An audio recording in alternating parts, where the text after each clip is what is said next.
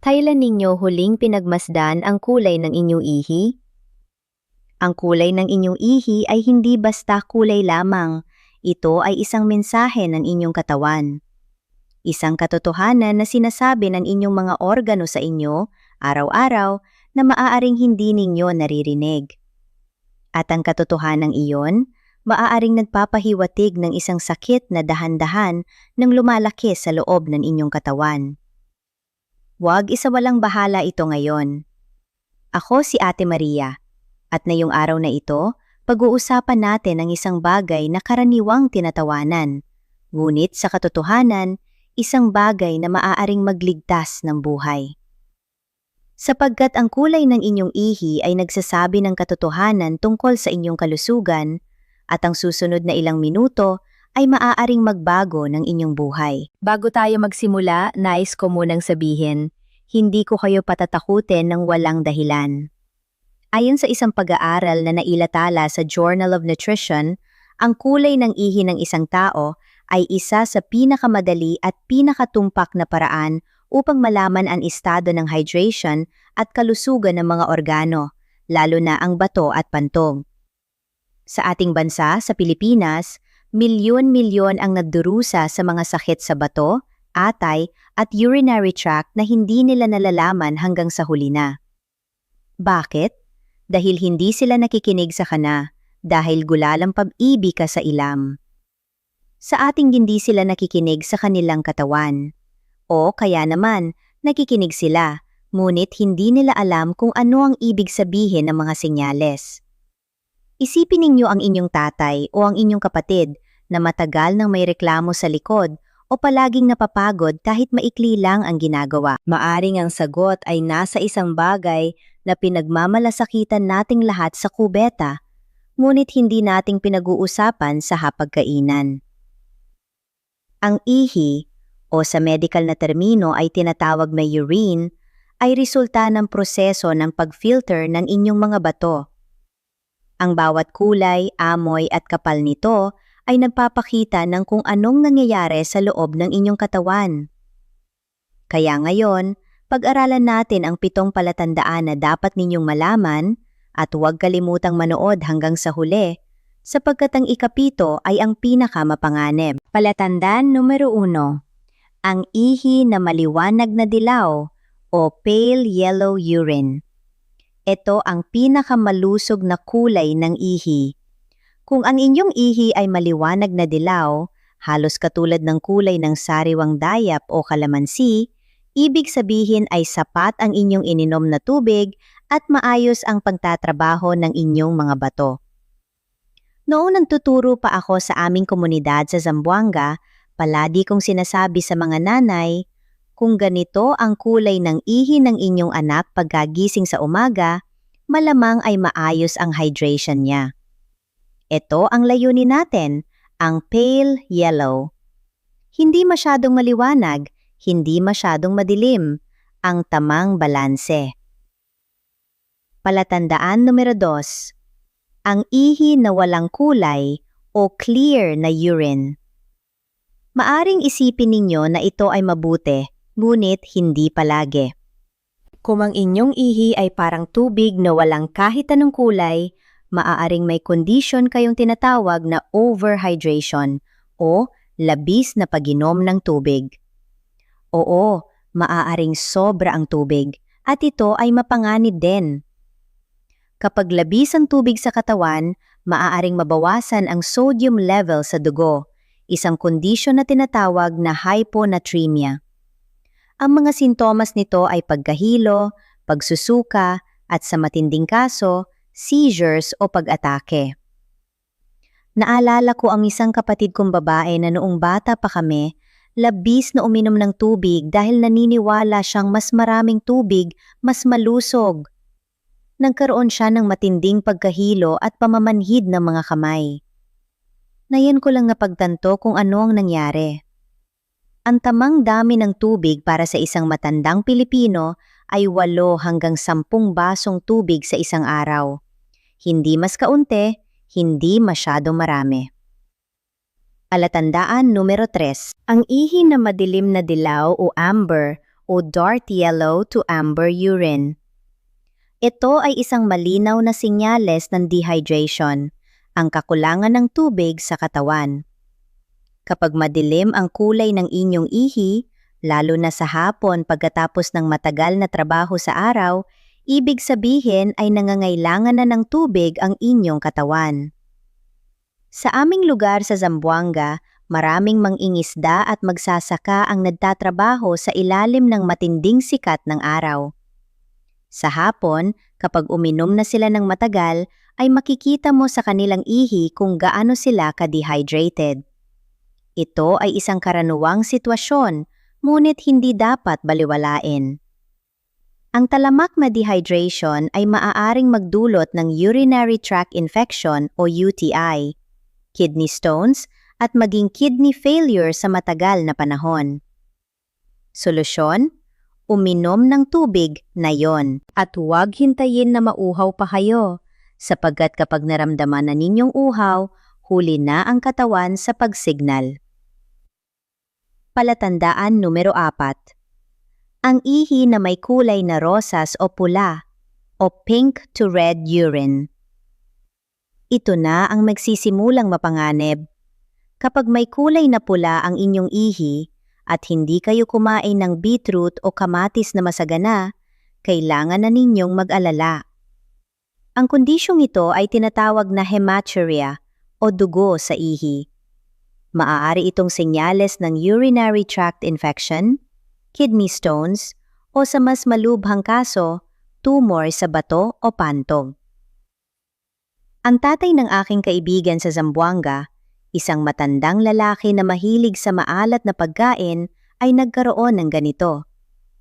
Isang umaga, napansin niya ang pulang kulay ng kanyang ihi. Ngayon lang niya naramdaman at naisip na baka seryoso na ito. At seryoso nga ito. Ang hematuria ay hindi dapat baliwalain. Kahit isang beses lamang itong mangyari, pumunta na sa doktor o health center agad. Palatandaan numero 5. Ang ihi na may kulay na orange o orange urine. Ang orange na ihi ay maaaring senyales ng dalawang bagay. Mataas na dosis ng vitamin B2 o riboflavin mula sa mga bitamina, o mas malubha, isang problema sa atay o bile duct. Kapag ang orange na ihi ay sinasamahan ng pagdidilaw ng mga mata o balat, tinatawag na jaundice, ito na ay senyales ng liver disease o hepatitis.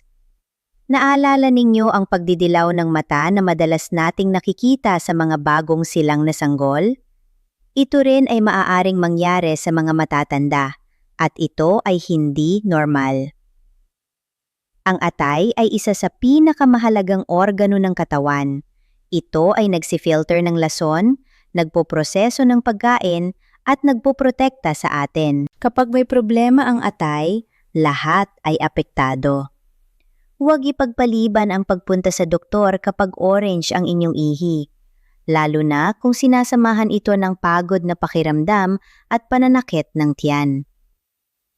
Palatandaan numero 6. Ang ihi na bula-bula o foamy at bubbly urine. Ito ay isang senyales na dapat bigyang pansin, lalo na kung hindi ito nawawala pagkatapos ng ilang segundo. Ang bula-bulang ihi ay maaaring senyales ng proteinuria, ang pagkakaroon ng labis na protina sa ihi. At ang proteinuria ay isa sa mga pinakamaagang senyales ng chronic kidney disease o talamak na sakit sa bato. Sa ating bansa, maraming mga Pilipino ang may sakit sa bato na hindi nila nalalaman hanggang sa halos huli na. Ito ay dahil ang mga unang senyales ay tahimik at hindi masakit. Ang bula-bulang ihi ay isa sa mga tahimik na senyales na ito. Ang mga taong may diabetes at hypertension na laganap sa ating bansa ay mas mataas ang panganib na magkaroon ng chronic kidney disease. Kaya kung kayo ay may asukal o mataas ang presyon ng dugo, bigyang pansin ang bula-bulang ihi. Isang simpleng pagsusuri sa health center, ang urinalysis, ay maaaring malaman kung may protina sa inyong ihi. Libre ito sa maraming barangay health center sa buong Pilipinas. Palatandaan numero 7. Ang ihi na may kulay na kayumanggi o maitim o brown to dark brown urine. Ito. Ito ang pinakamarimla. Ito ang pinakamapanganib. Ang ihi na may kulay na kayumanggi o maitim na parang tsaa o toyo ay maaaring senyales ng 3 malubhang kondisyon. Una, rhabdomyolysis. Ito ay isang kondisyon kung saan ang mga kalamnan ng katawan ay nasisira at nagpapalabas ng isang mapanganib na protina sa dugo na tinatawag na myoglobin. Kapag dumating ito sa mga bato, maaari itong pumatay ng mga bato cells at mabilis. Ang rhabdomyolysis ay maaaring mangyari pagkatapos ng matinding ehersisyo gaya ng matagal na trabaho sa araw ng walang pahinga o pagkatapos ng matinding pisikal na trauma o aksidente. Pangalawa, acute liver failure. Ito ay ang biglaang pagpalya ng atay, isang kondisyon na maaaring maging nakamamatay sa loob ng ilang araw kung hindi agad na naagapan. Ang acute liver failure ay maaaring dulot ng labis na gamot, gaya ng labis na paggamit ng painkiller o mataas na dosis ng herbal na gamot na hindi tamang ginamit. At pangatlo, at ito ang pinakanakakatakot, ang acute kidney failure. Ang acute kidney failure o acute renal failure ay ang biglaang pagtigil ng pantrabaho ng mga bato. Kapag nangyari ito, ang mga lason na dapat i-filter ng mga bato ay nananatili sa dugo at maaari itong kumapit sa puso, utak at iba pang mahahalagang organo. Isipin ninyo ang inyong tatay o ang inyong kapatid na lalaki na mahilig uminom ng gamot sa sakit ng ulo nang walang reseta. O ang inyong pinsan na nagtatrabaho ng sobra sa ilalim ng araw at bumabalik sa bahay na halos hindi na makadalaw. Kapag nakita nilang kayumang-gayumang ang kanilang pagan, mababalik sa ilalim ng gamot na mahaligo mangbapot, na mga absoluto, mandinang kapag galagan-bahan ng inang bahay o makabibigaban ng bato. Kapag sakit ang likod at halos walang ihi, ito ay isang medical na emergency. Kung naranasan ninyo ito, pumunta sa doktor agad. Hindi bukas, hindi mamaya. Ngayon, pakinggan ang inyong katawan. Narinig ninyo ang 7 palatandaan. Maaring may ilang sa inyo ang nakilala ang sarili o ang isang mahal sa buhay sa isa o higit pa sa mga palatandaang ito. At naiintindihan ko ang nararamdaman ninyo ngayon. Ngunit ang kaalaman ay kapangyarihan, at ngayon may kapangyarihan na kayo. Kaya naman, ibabahagi ko sa inyo ang 3 simpleng hakbang na maaari ninyong simulan upang alagaan ang inyong mga bato, pantog at kalusugan gamit ang mga bagay na makikita ninyo sa inyong paligid. Solusyon numero 1. Ang Lagundi Tea o saa ng lagundi. Ang lagundi ay isang halamang gamot na kilala ng ating mga lolo at lola at matagal nang ginagamit sa tradisyonal na lunas sa Pilipinas. Ngunit hindi maraming tao ang nakakaalam na ang lagundi ay may kakayahang tumulong sa pagpapalabas ng ihi, isang prosesong tinatawag na diuretic effect. Ang regular na pag-inom ng lagundi tea ay nakatutulong sa pag-flush ng mga bakterya at mineral deposits sa urinary tract, na nakakatulong sa pag-iwas sa UTI at maliit na kidney stones. Paano ito gawin? Kumuha ng sariwa o tuyong dahon ng lagundi. Maaring makita ito sa mga palengke o sa inyong harden. Pakuluan ang 10 dahon sa 2 tasang tubig sa loob ng 10 minuto. Palamigin at inumin sa hapon, 1 beses sa isang araw. Ang lagundi ay mura at madaling makita sa buong Pilipinas. Maaaring libre pa ito kung may hardin kayo. At ayon sa mga pananaliksik, ligtas ito para sa karamihan ng mga matatanda. Solusyon numero 2. Ang sambong at sading na saba. Ang sambong o Blumia balsamifera ay isa sa mga opisyal na herbal na gamot na inirekomenda ng Department of Health ng Pilipinas para sa kidney stones at urinary problems. Maaari itong bilhin bilang herbal tea sa mga botika sa presyong napakamura, mga 10 piso lamang ang isang sachet. Ang pag-inom ng sambong tea ay nakatutulong sa pagpapalabas ng maliit na kidney stones at sa pag-flush ng urinary tract. Inumin ito 2 beses sa isang araw, sa umaga at sa gabi. Samahan ito ng saging na saba, ang ating sariling Pilipinong saging.